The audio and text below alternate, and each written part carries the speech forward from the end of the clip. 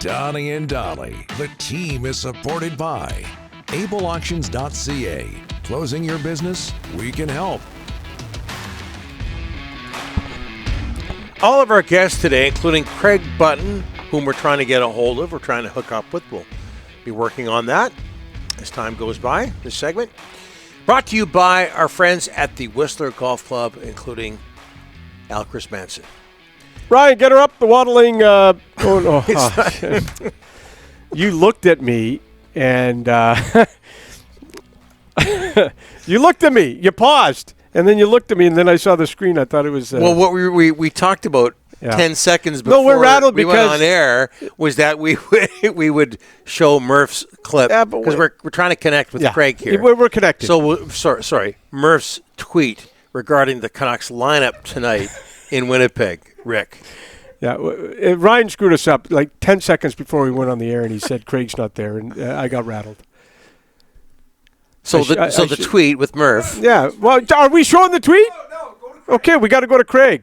We got Craig now. Have we got Craig? Where's Craig? Bottom line, Filip Hronek's going to be playing for the Canucks tonight for the first time since November 22nd. Yeah.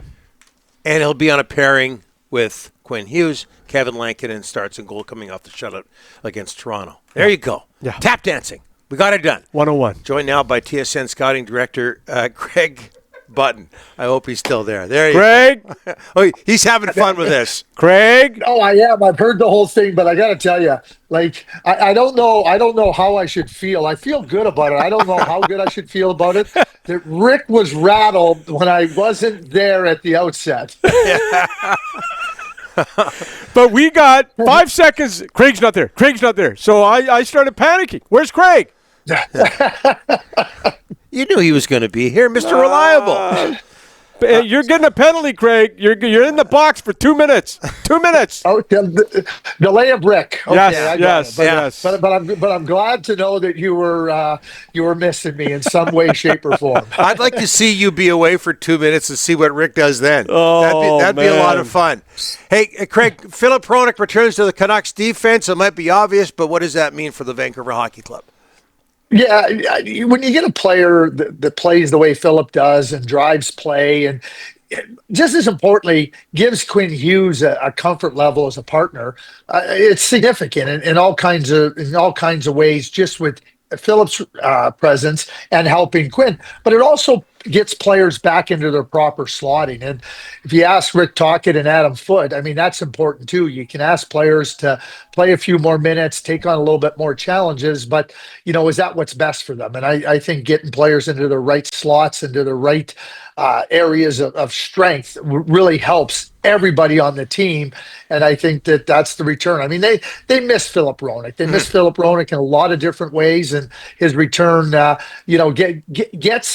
gets the Vancouver Canucks back on track. And let me just add this too. Yep. And if Elias Pettersson can continue to play like he did Saturday versus Toronto, those are two real significant players for the success of the Vancouver Canucks going forward. Yeah, he was outstanding at both ends of the ice. Canucks in Winnipeg, as I mentioned. So Jets in a tie, point-wise, for first place overall. What do you like? And keep in mind they had a great season last season, other than what happened in the first round of the playoffs. What do you like about the Jets this time around? They're a really balanced team. Their top line is outstanding. You with Kyle Connor, Mark Scheifele, Gabe Vilardi's been excellent there. Their third line, Appleton's out right now, but Niederreiter and Lowry are really driving play. They have a fourth line that's heavy in plays. They got top four defense that are really good, and we don't have to mention how great Connor Hellebuck has been. But it's a good team, and they were a good team last year, Donnie, as you mentioned. And then they unraveled versus the Colorado Avalanche. To me, they got to improve their second line. Yeah, they're too light on their second line. And when you get to the playoffs, it's really hard when the games are so challenging, the games become heavier and harder to have light players. Last year, Kevin Cheveldayoff looked at his team. He added Sean Monahan. He added Tyler Toffoli. Listen, it just unraveled. Nobody could expect 5 games like that from Connor Hellebuck, but it happened. But this is a team that's improved their power play. And I think that Kevin Cheveldayoff has to improve that second line in different ways. But it's a team that I really believe now it's a team that when it's a low scoring game, they're comfortable playing in it. They're not going to chase the game. They're going to go, okay, it's going to be a low scoring game. We're going to play. We're not going to give you much. We know we might not get much, and we'll try to be opportunistic. And you think about real competitive play. And when you think about Dylan Sandberg and you think about Josh Morrissey and Neil Pionk and Dylan DeMello on the blue line, those are four highly competitive, very smart defenders. The bottom pair might not be as good, but this is a really well-balanced team. And like every other team in the league that's good, no team is perfect. And the Winnipeg Jets, have some areas where they're not as good as I believe they need to be. But they're a team that has a lot of strengths in a lot of the key areas of the game. Craig, the Canucks woke up this morning not in a playoff spot, and the big reason is Calgary keeps on winning. They got that second wildcard spot. They're 1 point up in the Canucks. Hey, look, everybody keeps saying the Flames are going to burn out. They can't do this. We're at the halfway point, Craig, and they keep playing well. Well, I think that at the beginning of the year, Rick and Donnie, there was a feeling that it would be a competitive team, that a lot of things would have to go right for the Flames to make the playoffs or to be in a playoff hunt. Well, some of those things that have gone right are of the Flames doing. Excellent goaltending from Dustin Wolf. They don't score, but they seem to be finding a little bit more in the offensive area. But things going right also mean things going wrong for other teams, not playing as well as we thought they would. The Vancouver Canucks obviously are in that category. The St. Louis Blues, who the Flames now are going to have a 2-game set in St. Louis, I think it's a real defining time for the St. Louis Blues. Can they get back into the hunt here? And the Vancouver Canucks going into a hard game versus the Winnipeg Jets on the road. Those teams have afforded the Flames that belief that, hey, we're in the hunt, we're going to be competitive. But that's what I mean by a lot of things had to go right. And that also means some things not going as right for other teams. But at this point in time, the way the Calgary Flames are playing, and certainly they have some areas that are not strong, but they find a way to stay in games. They find a way to be competitive. And, you start to inch towards halfway through the season, 50 games into the season, 60 games into the season. You better take them seriously because they're in the competitive hunt. Craig, your latest Craig's List is out today for the 2025 NHL draft. You got Vancouver forward Cameron Schmidt ranked pretty high. Listen, you've heard me talk about Cameron. Yeah. I think Cameron's a dynamic offensive player. I call him a dynamo. He scores. He's quick. He's fast. I find, and you look at the way, and everybody's going to look at it differently with terms of height.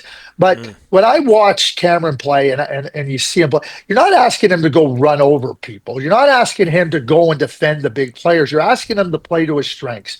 So when I look at a player and I see a player that skates as well as he did, he's got unbelievable quickness, unbelievable leverage, agility, speed. He's got an unbelievable shot. He's got an unbelievable hunger. He's got an unbelievable intelligence. So to me, those are the things you need to thrive as a smaller player.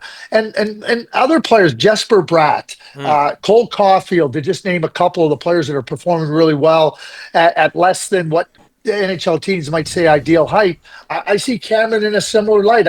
I've said it before. There's not many players more talented than Cameron Schmidt in this coming draft.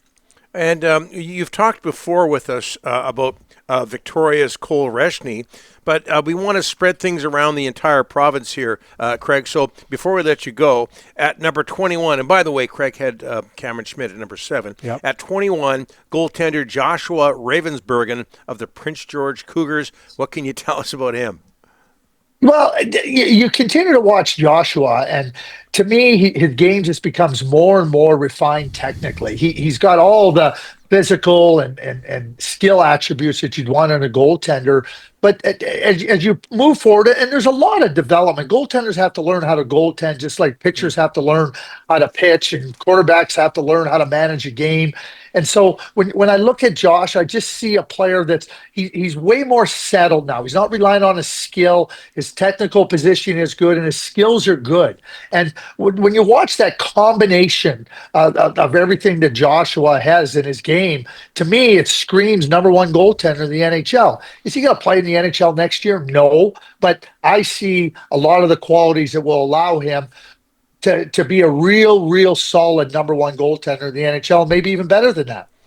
Craig, this was worth the wait. We took a while, but we got you on the air. We can't thank you enough. Fabulous as always.